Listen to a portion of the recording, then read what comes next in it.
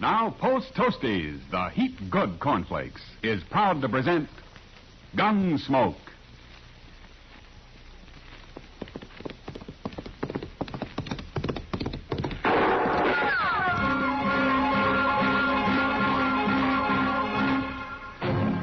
Around Dodge City and in the territory on west, there's just one way to handle the killers and the spoilers, and that's with a U.S. Marshal and the smell of gun smoke.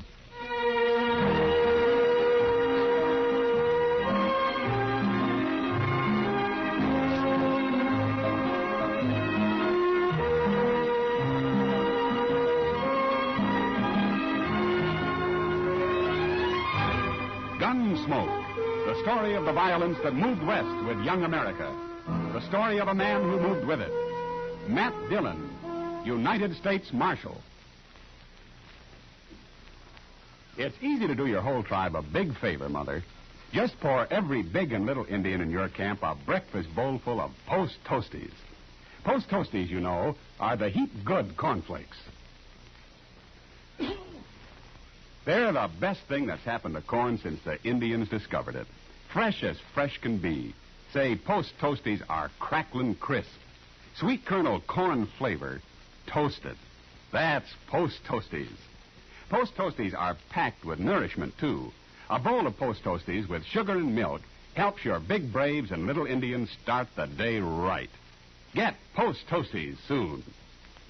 And now, Gunsmoke, starring William Conrad.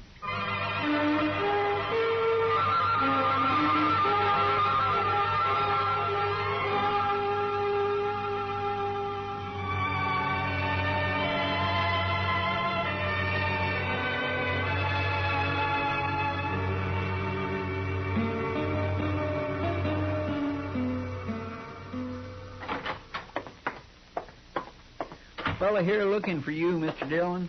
Oh, hello. My name is Brant, Marshal.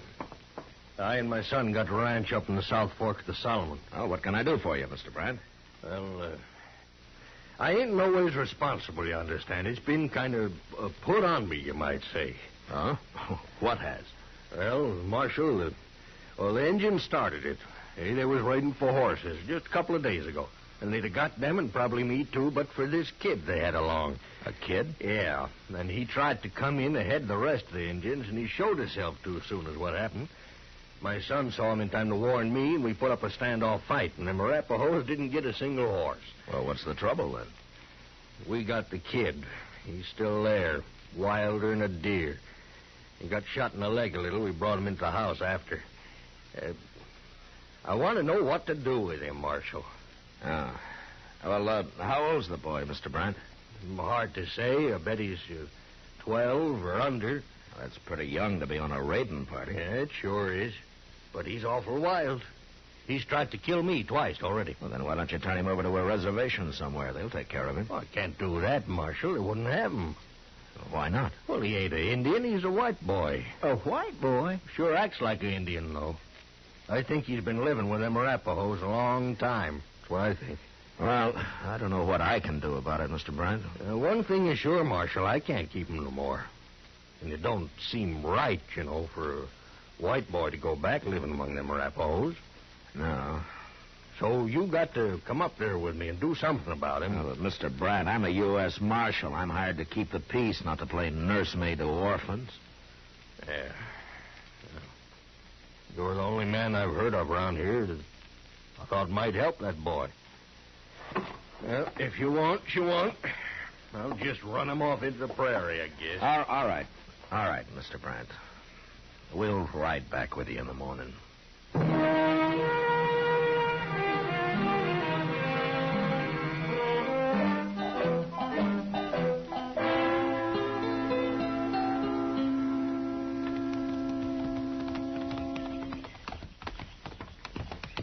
I don't see nobody around, Mr. Brandt. No, my son will be out with the cattle this time of day. I told him I locked that kid in the potato cellar when he had to leave the house. Is that it over there? That's it. He'll be in there. Oh, there. Just open the door, Marshal. Maybe he'll come out. All right. Chester, grab him if he runs, huh? Yes, sir. And watch out for him. He'll do anything, that kid. Hey, kid. Come on out. Stand back now.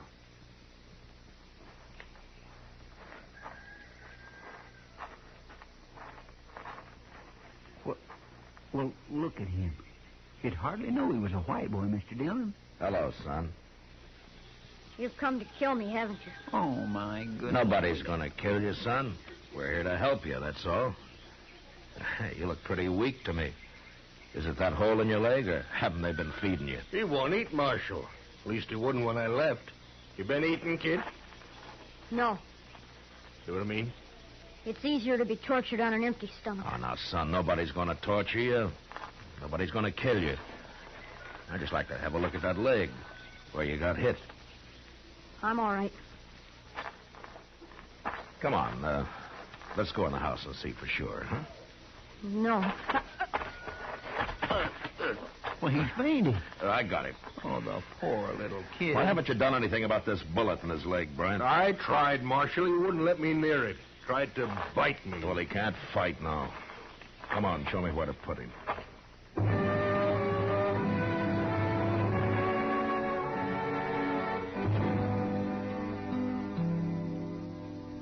I carried the boy into the house, laid him out on a bed, and went to work. He came to in the middle of it, but he didn't move a muscle or utter a sound. The bullet wasn't buried very deep. I dug it out, cleaned the wound as best I could. When it was over, I got some strong tea down him, and then he went to sleep.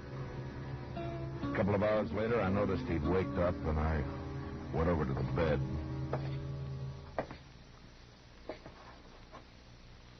You fixed my leg. Sure, of course I did. Why? Well, you might have died if I hadn't. A wound like that gets infected. Arapahoes don't care if their prisoners die. Well, you're not a prisoner here. Yes, I am. Look, what's your name, anyway? Yorkie? Well, is that all? That's all I remember. Is that what the Arapahoes call you? Yes. They won't give me another name till I'm a brave. Yorkie is a white man's name. Where are your parents? Killed in a raid, they told me. I've been a Arapaho ever since. What was your father's name, do you know? I was too young. Well, then how come you remember English so well? An old man of the tribe makes me talk every day. I don't know where he learned, but he says it'll come to use later when I'm a brave. In our wars against the white man. You're a white man, Yorkie. Yes, but I live with the Arapahoes. Well, you did, but you're back among your own people now. You gotta learn to live a different life. No. Wait, you mean you want to go back with the Indians? First, I have to make a big coup. Make a big coup? What for? I'll be killed if I don't. What are you talking about? I allowed myself to be seen and expose the raiding party. So I'll be killed if I don't make a coup and return with a scalp or some horses. You? A kid like you? Unless you kill me first. Oh, Yorkie, if I was going to kill you, why did I take that bullet out of your leg? I don't know. Well, nobody's going to kill you. Now, you just get that out of your head. And you're not going to kill anybody either, or steal any horses, so forget about it. If I make a big coup, my mistake on the raid will be forgiven. And I'll be the youngest brave in the whole tribe. Well, we'll argue about that later. But what were you doing on this raid in the first place? A white boy must prove himself many times. It's harder than for an Indian. That's why they let me come. Oh, I see. Yeah, you've got quite a problem, haven't you, Yorkie? But right now, why don't you go back to sleep for a while, huh? I'll have some soup for you when you wake up.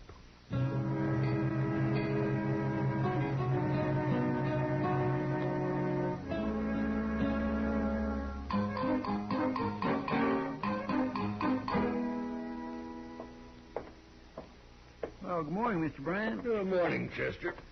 Marshal. Good morning. Your son left a few minutes ago. He said he wouldn't be back till evening. Yeah, and I ought to be out with him.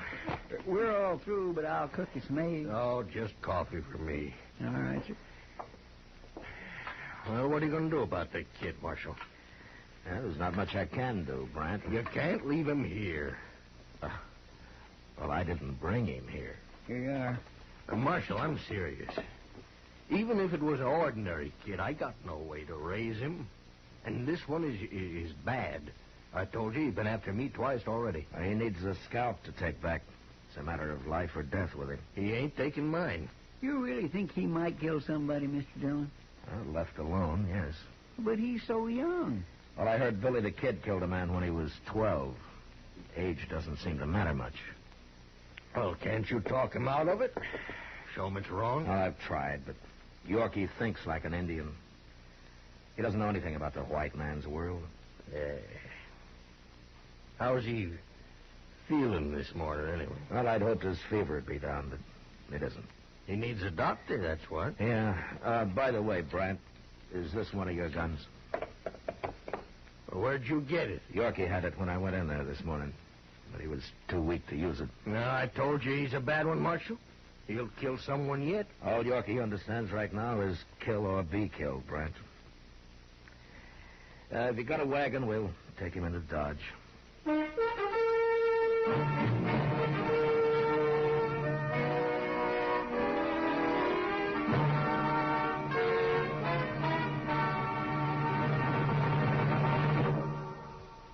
Say, what goes on at your house at breakfast?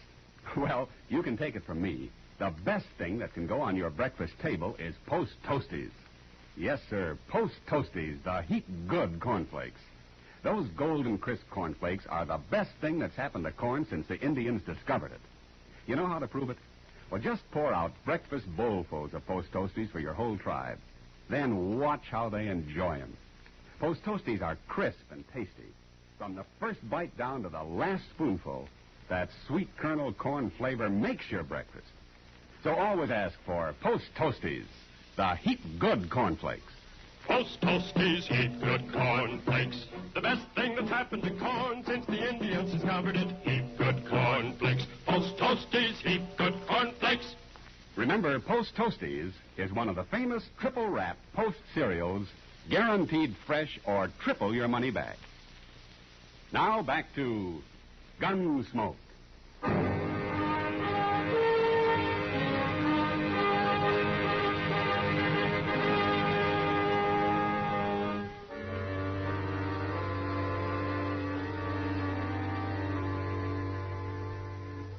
On the drive into Dodge, Yorkie never moved or never said a word. I looked back at him from time to time and tried to put myself in his place. Here was a boy whose only experience of life had been with a warlike tribe of Indians, a tribe which he couldn't even go back to without a white man's scalp or some stolen horses. Now, this in itself would be a problem for a grown man. But little Yorkie also felt himself a prisoner, sooner or later to be killed. It was no wonder that during the next few days, as he lay on the couch in Doc's office, he watched us with wild, restless eyes. In spite of his obvious courage, I think he was a little frightened. And when Doc was suddenly called out on a case in the country for several days, I had an idea. And I sent Chester to find Kitty. You want me to nurse him? Is that it, Matt? Well, partly, but also I thought maybe you could talk to him a little. It's hard for him to trust a man. I know. Chester told me about it. Yeah, he'll be well enough pretty soon to get into trouble. Bad trouble. I'll do what I can. Where is he, in the front room? Yeah, on Doc's couch. And, Kitty, try to get him to eat something, huh? I haven't had much luck. All right. But you stay here. Yeah, sure.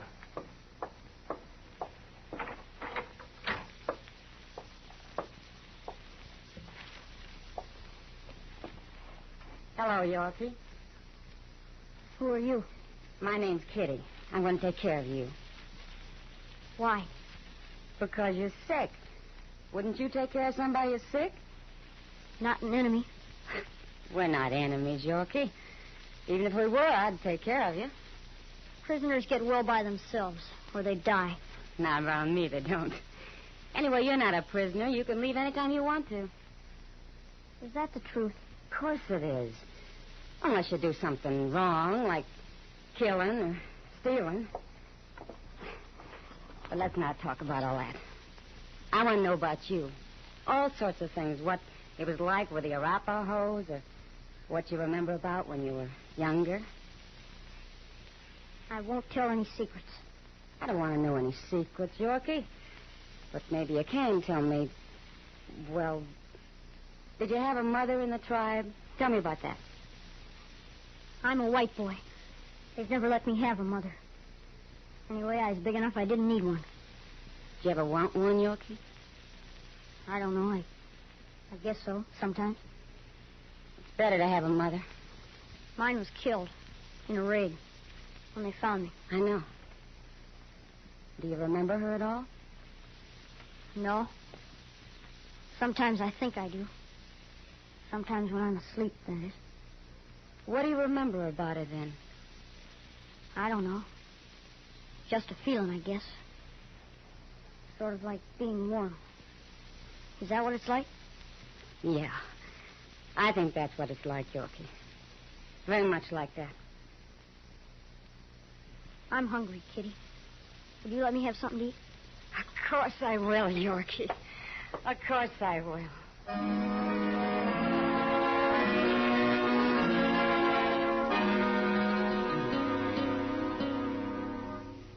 Kitty spent as much time with Yorkie as she could manage. And whenever she'd been with him, he always seemed calmer and less frightened. And we began to have hopes that maybe the boy would take to his new life after all. Chester and I were busy, and except for taking some food up now and then, we turned Yorkie's care over to Kitty completely. When'll Doc be back, Mr. Dillon? Oh, I forgot to tell you, Chester. He sent word he'd have to be out there another day. I guess Miss Taylor's been mighty sick. You think maybe Yorkie could just live with Doc? I don't know what to do with him, Chester. Well, we sure got to do something with him. Yeah. Where's Yorkie? Well, he's upstairs, Kitty. Have you been up there today? Have you seen him? No, I thought you were with him. I couldn't get here till now. Yorkie's gone, Matt. What? I'll go take a look. I've already searched the place. He isn't there. Well, let's look in the street, Chester. Maybe somebody's seen him. You better find him. That's all I can say. Yeah, we'll find him, Kitty. Don't worry. Maybe he's got hold of a gun. I hope not. Anyway, if he's as smart as I think he is, he'll locate a horse to get away on first. Maybe a couple of them. Doggone it. Just when I was beginning to think he was going to settle down a little. You never know. But I still got faith in that kid somehow, Chester. Now, here, let's cross over to Moss Gremick's stable there, huh? All right, sir.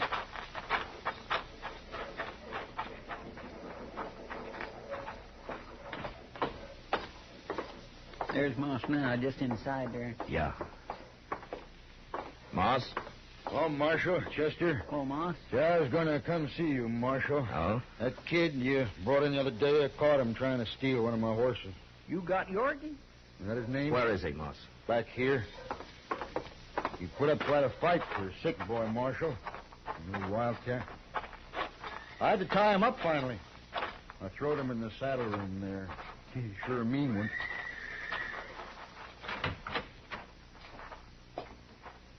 There he is, little devil. He'll hang yet. Give me your knife, Chester. Oh, don't untie him, I'll Marshal. handle him, Moss. Here you are, Mr. Dillon. Yorkie, I'm sorry this happened. I'd have given you a horse if you'd have asked me. There. I wasn't going to steal him. And what was you doing riding him out of that stall, young fellow? Wait a minute, Moss. Yorkie, you say you weren't going to steal him? No. What were you doing then? Kitty didn't come, and I got lonely. I don't know. Well, I think I do, Yorkie. You just wanted to be around something familiar, something you know. Isn't that right? I guess so. And you've lived with horses all your life. You know them pretty well. So you came over here. I wasn't going to steal them. I just wanted to get on them. You know, I half believe the boy, Marshal. He's telling the truth, Moss. Yorkie, I'm sorry I treated you rough. Why don't you tell me? You were going to kill me. Me? Kill anybody? Kid? Guess you don't know me very well. What are you going to do with me now? Well, Doc will be back tomorrow, Yorkie. If he says it's okay for you to stay up, well, you can. And meantime, Kitty will be there. All right. Tell you what, Yorkie, you get well, you come over here. I'll give you a horse to ride. You will? Sure, I got lots of horses. You can take your pick. What if I steal them? I've had horses stole before. I don't understand you. He trusts you, Yorkie. We all do. You shouldn't. You shouldn't trust anybody. Maybe not, but we do anyway. Moss, I got an idea. No? I don't suppose you could use a stable boy around here, huh? Some kid who really knows horses and who's used to hard work. Well, I don't have much money, Marshal. If I could feed him a little and maybe fix him a bed in the saddle room here. Of course, a good boy's like a good horse. There's bound to be some hot blood in him. Try to lift my hair, I'll whop him good. That clear, young fella? They're talking about me? Of course they're talking about you, Yorkie. One thing, I can't hire nobody less than he has a whole name. Well, Yorkie don't know his last name. Well, call him anything. Kelly. Kelly, that's a good name. Yorkie Kelly? Grimmick and Kelly. Yeah, sounds all right to me. You people get out of here now. I got work to do. And when Doc says you're fitting Yorkie, you come back. I'll be back, Moss.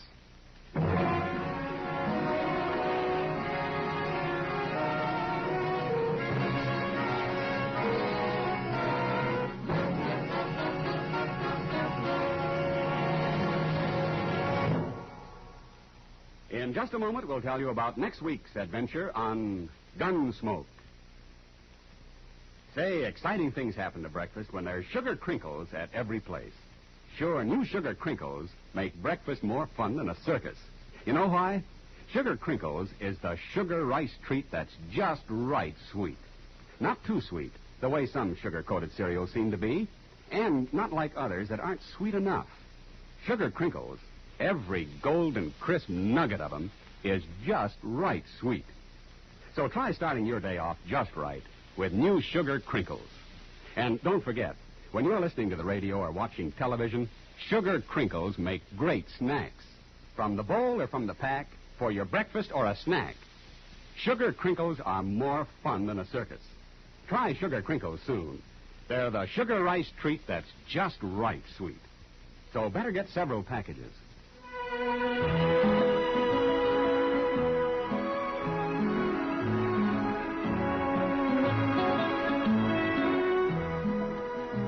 Gunsmoke, under the direction of Norman Macdonnell, stars William Conrad as Matt Dillon, U.S. Marshal. Tonight's story was especially written for Gunsmoke by John Meston, with music composed and conducted by Rex Corey. Featured in the cast were Richard Beals, Larry Dobkin, and John Daner. Harley Bear is Chester, and Georgia Ellis is Kitty. Ken Peters speaking. Join us again next week as Matt Dillon, U.S. Marshal, spends some time on a road ranch during his fight to bring law and order out of the wild violence of the West in Gunsmoke.